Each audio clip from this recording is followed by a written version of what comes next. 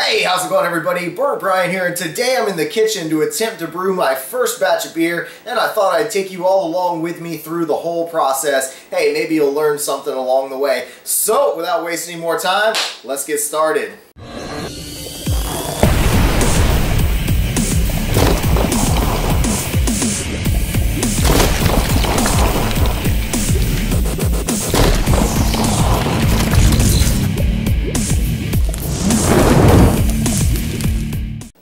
So let me preface this video by saying, again, this is my first time trying to brew beer, so if you're looking for an expert tutorial, this probably isn't going to be what you're looking for.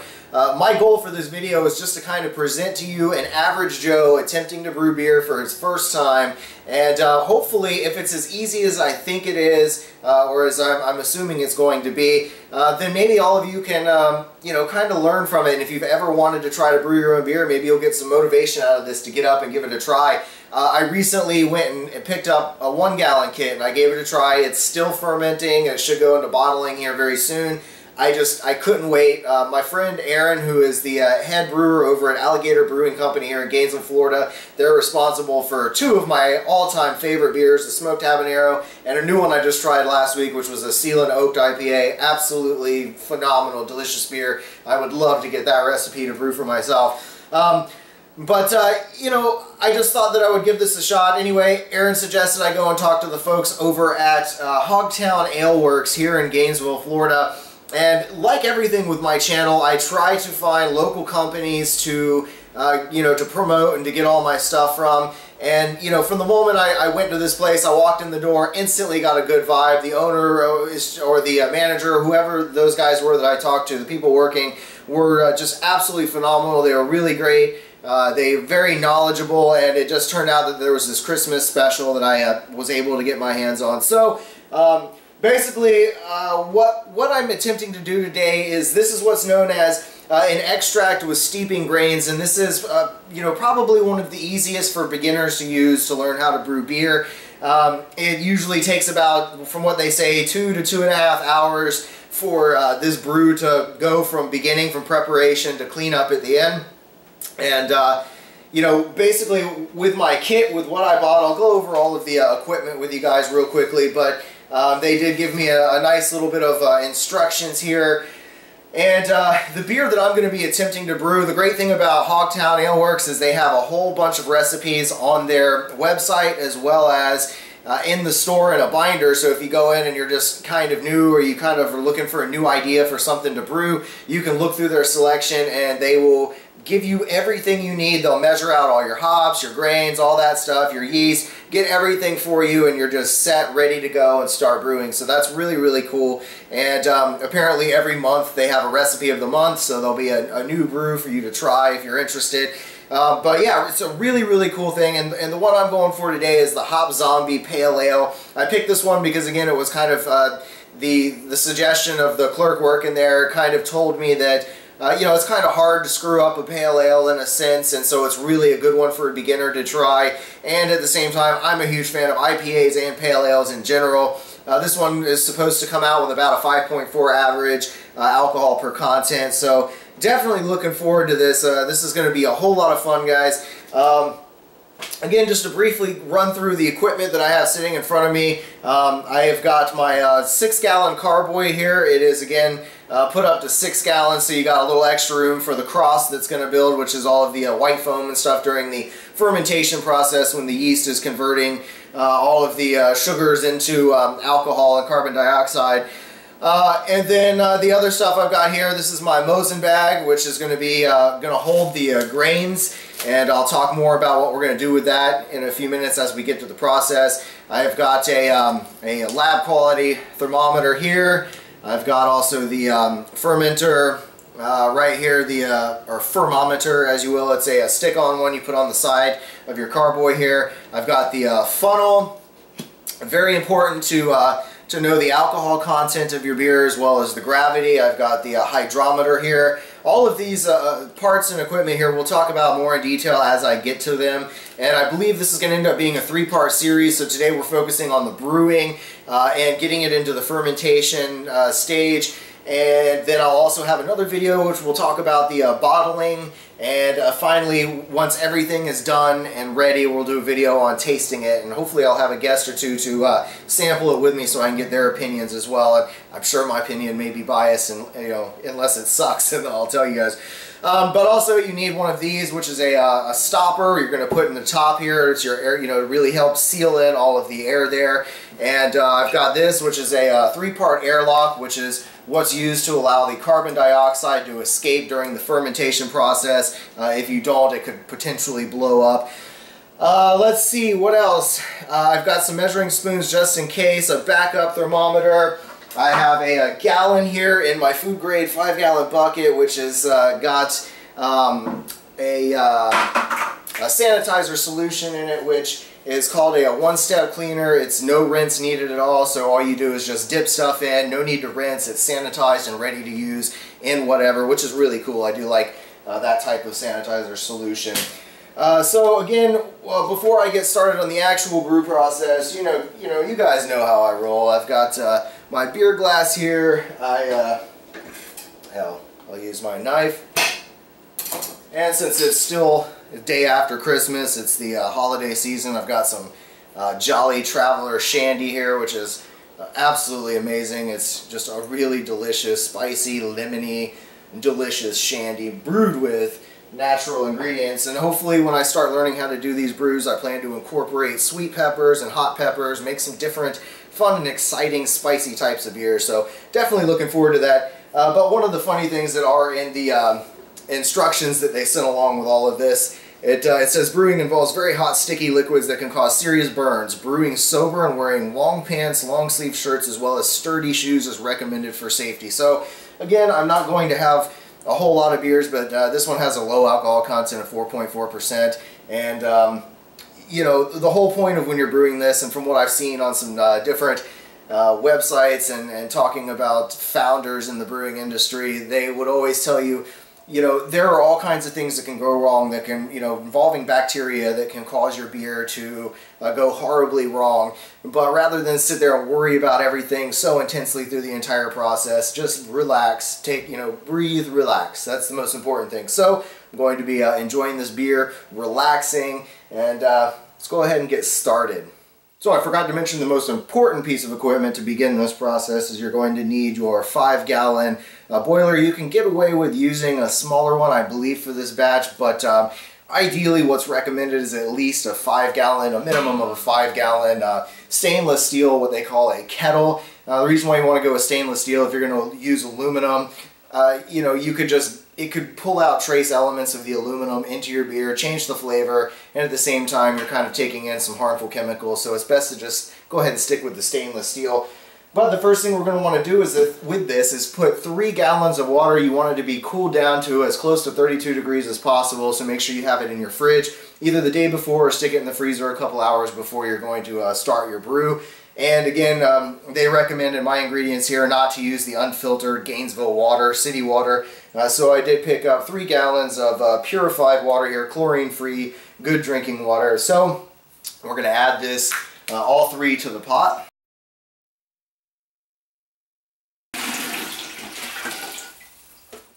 Once the 3 gallons of water in your kettle, just simply move it to your heat source. Again, we're doing this from home inside the kitchen, so I'm going straight on the stovetop. If you happen to have one of the handy kettle cookers, by all means go ahead and use that, but we're doing everything, the simple, easy way, straight out of the kitchen today. So here's where your thermometer is going to come into play. You want your water to get up to 150 degrees and hold it at that temperature. So while I'm waiting on my water to get to the 150 degrees, I'm going to go ahead and take my grain bag here, my Mosin bag, and we're going to take all of my malts here. The 3 malts that we're using, my grains, are going to be the US 20L Crystal Malt, which is 12 ounces of that. You've got the Cara Pils Malt, which is 8 ounces, and Victory Malt, which is 4 ounces. And again, these bags are very, very fine meshed, and you're going to see why once we get to the next part. First, pour all of these delicious smelling grains here in the bag, and what I'm going to do is give it a little twist and and just tie my bag off with a simple little knot like this. Want it to be relatively tight of a knot. Alright, so we are just getting to 150 degrees, so what we're going to do is pull our kettle off of the heat. And if you remember at the beginning, I said that this was a steeping grain or a grain steeping kind of a recipe for beginners. So that's what this bag is. It's basically just like if you were to take tea bags and dunk them into the hot water to let them steep. You're doing the same thing with these. You're going to go ahead and put your grains directly into the water. You don't want to squeeze it or anything. Just gently set it in the water. We're going to go ahead and put the lid on this, let it sit there. We want to try to make sure that this maintains that 150 degrees. I'm going to check it every 5 to 10 minutes or so, and I'm going to go ahead and set my timer for 30 minutes because that's how long we're going to want this to steep. And again, I'm going to check every 5 to 10 minutes or so to make sure that we're at the to make sure that we're at the 150 degree temperature. If it starts to get too cold, then we'll just add a little bit of, or we'll put it back on the flame or add a little hot water to it. And if it starts to get too hot, you just add a little cold water to it. You just want to make sure it doesn't get over 160 degrees. Try to keep it between 147 and 152 or right at 150. And wait for it. Alright, that means now it's been 30 minutes, so our grains have been steeping this whole time. Let's go ahead and take the lid off. Again, I did check it regularly.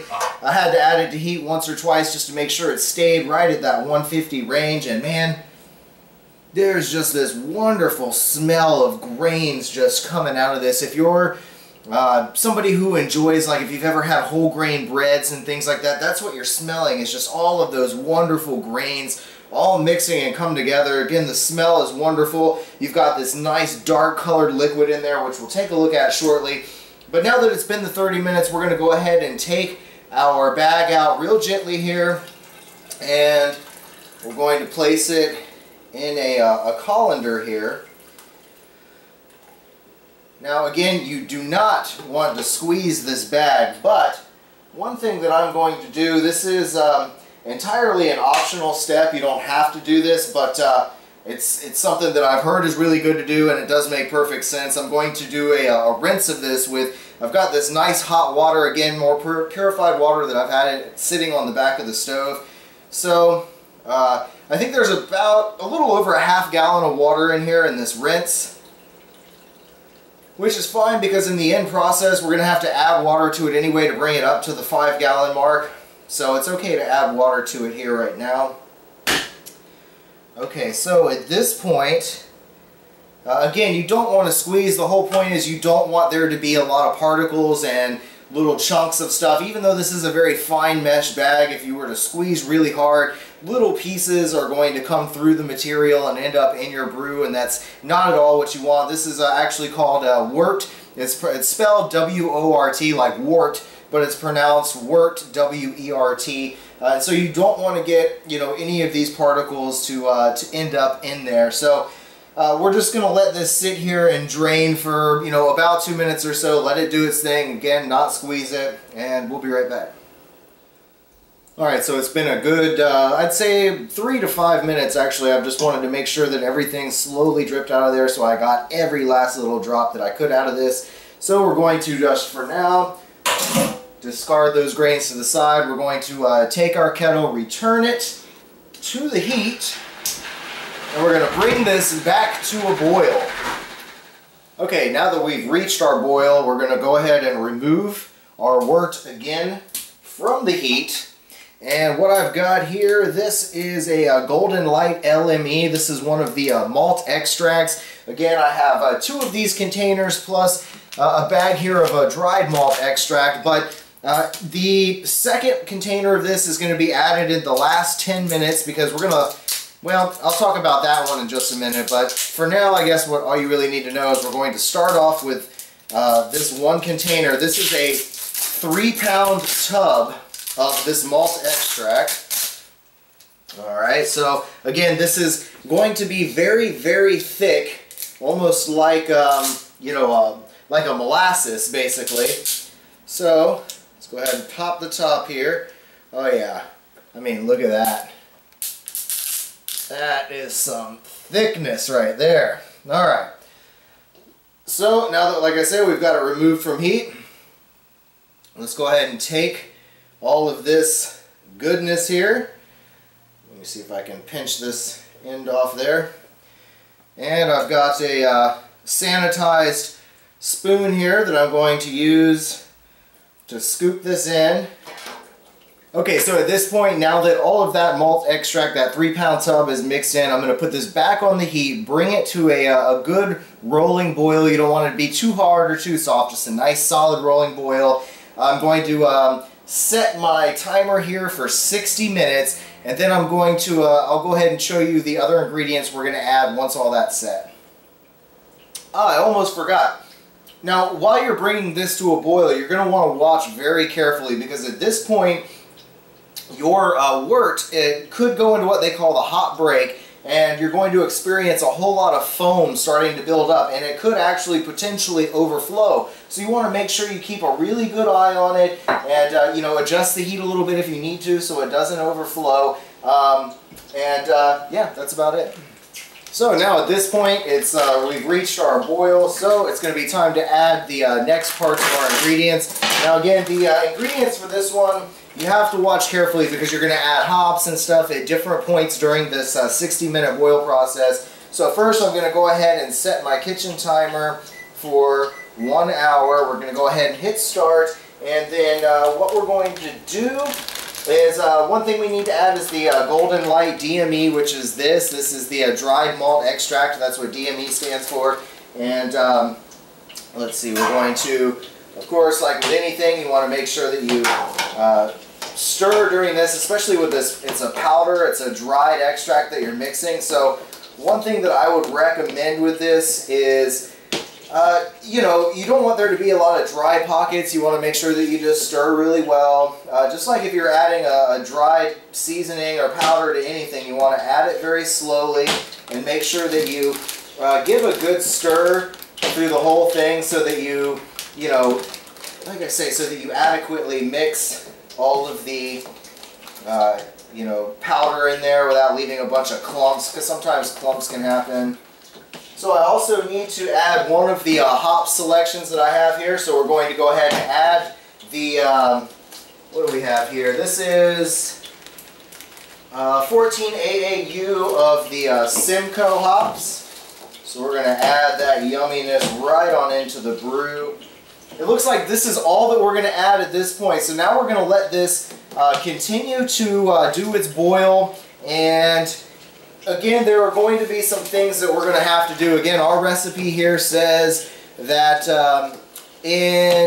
so 15 minutes before this boil is finished, we're going to go ahead and add the Cascade hops and the Irish moss. But I'll, you know what, I'll go ahead and take a pause now, enjoy a little bit more of this beer, and I'll be back once it's time to add those ingredients. This is what a good rolling boil looks like. You can just see it just constantly, steadily rolling as if you were in a, you know, a rapids or something where the water is just very rapidly flowing. That's what you got here, a nice rolling boil. Alright, we are just about at the 15-minute mark. We're going to add in a couple more ingredients before this boil is finished, but I want to take a second to talk about the next, well, one of the next two ingredients that we're going to add, and that is Irish moss. Now, basically, this is derived from seaweed, and it's kind of used to enhance the cold break, which basically means protein coagulation, which is just really good for the entire fermentation process. So, that's one of the ingredients we're going to be adding. We're also going to be adding in 1.5 ounces of Cascade hops. And one thing I forgot to mention at the beginning of this is you kind of do want to taste all of these ingredients so that you really kind of get to build a flavor profile for each of these ingredients you're using. That way, if you're planning on trying to custom tailor a beer to your specific taste, you've got to know what everything tastes like in order to find what you're looking for. So with a couple minutes left, I'm going to go ahead and taste a little piece of this Cascade hops.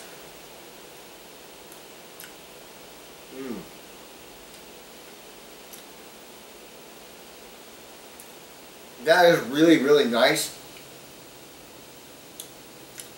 Strong citrus-like flavors is what I'm getting coming out of this. Wow. Very strong, like orange peel strong. Very, very tasty. So again, yeah, I understand it is very important to do this, so you kind of know what you're doing. And I'm a huge fan of hops. The more the better. I love the flavors, the aromatics, the bitterness that comes from these different hops. So that is that's really nice. So I've got to be sure to try to remind myself every time I'm going to brew beer, try to sample these ingredients first so I have a good idea of what they taste like, and just try to keep tasting them so I build that flavor profile in my mind and it's there in my memory. We're at the 15-minute mark. That means before we're finished boiling, we need to go ahead and add the Cascade hops, which I've got here. We're going to go ahead and add this to our rolling boil. Nice and easy. And that's going to add a whole lot of wonderful aromatics. Oh, I'm already smelling it. Mixed with the Simcoe hops that are already in there. And now we're going to take our 1/4 teaspoon of Irish moss here. And just add that directly to our mix. And again, I just kind of want to give this a nice stir for a couple seconds to make sure I get these ingredients all mixed in there. Again, we still have a very beautiful rolling boil here, just what we want. And now with 10 minutes left in our boil, we're going to go ahead and add in our second 3-pound tub of the Golden Light LME, which is a liquid malt extract. Alright, beautiful! Now that we've got the second tub in, added at the 10-minute mark, just want to make sure to give this one more nice little stir. Slow down the spin so it's able to reach its boil again. Again, I want to make sure I rise it right back to that rolling boil that we had. And let's see, what do we got here? Okay, so I'll be back at the 1-minute mark to add the final ingredient to this boil.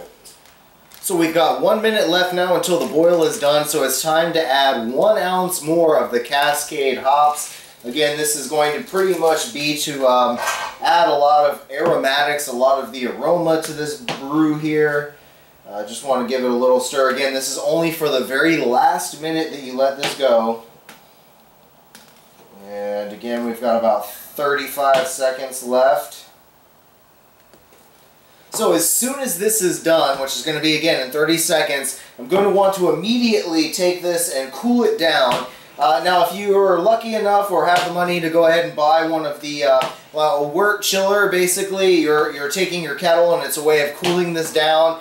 It's kind of like a coil that wraps around and it cools down rapidly the liquid here in your kettle. I don't have that, so again, this is from the absolute basic average Joe perspective. There goes the timer. So what we're going to do instead is just like what I would do in the kitchen for trying to rapidly cool or thaw anything. We're going to do an ice bath, which basically means you're going to want a large amount of ice. I would probably say anywhere from 20 to 35 pounds of ice, and you want a container, a vessel large enough to hold this particular size kettle, whether that's your bathtub. If you have a large sink, use that. If you don't, use your bathtub. I have a pretty decent sized kitchen sink, so what I'm going to do is basically just go ahead and build my ice bath, stick this in. It could take up to 20 minutes or so, but I believe I'm looking to get this to about 60 degrees, and then we'll start up from there. One last thing, it is very important, every single thing that touches your wort from this point on, it needs to be very sanitized, alright? This is the determining factor whether your beer could be bad or not. You want to make sure no bacteria whatsoever gets into your wort. So let's go ahead and start chilling it, and we'll be back in about 20 minutes.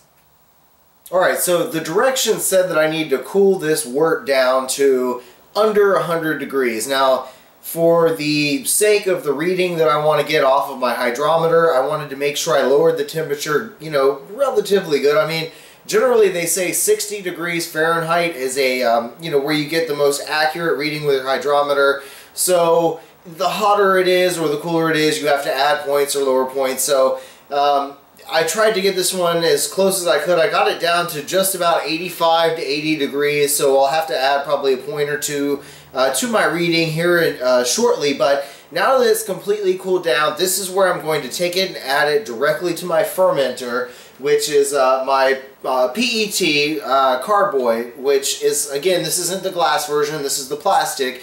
And I'll probably talk to you guys later about why I chose the plastic versus the glass. But, so now that this is at the proper temperature, I'm going to move my sanitized. Again, everything that's coming in contact with this wort needs to be sanitized. I'm not touching anywhere around the opening, even though my hands were just dipped into the sanitizer to make sure they are clean.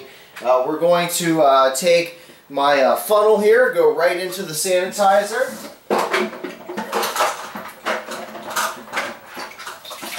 Again, this is a no-rinse sanitizer, which means I do not need to rinse it off at all. It uses oxygen instead of any kind of chemicals to clean, which is a beautiful thing. All I really need to do is shake it off, stick my funnel in. Now let me adjust the camera here a little bit. What I'm going to do now is take my wort here, which has been cooled down, and directly pour it right into my fermenter.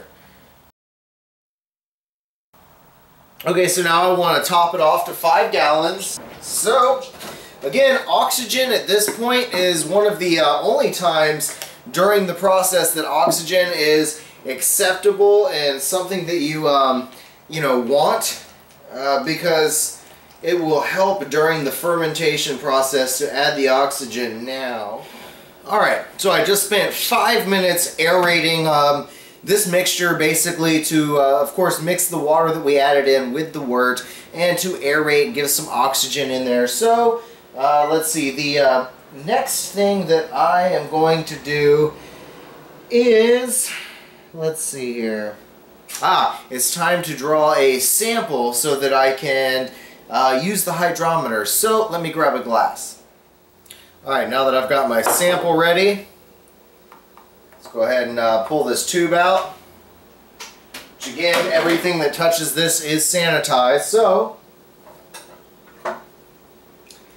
first thing I want to do is take the temperature of this mixture, which this is going to play a part in the usage of the hydrometer. Alright, so we're at 66 degrees. Now again, I'm trying to do this everything as scientifically as possible, so we've got 66 degrees. Now we're going to take our hydrometer and we're going to put it into the solution here. And you want to spin it around a little bit and see where we're at.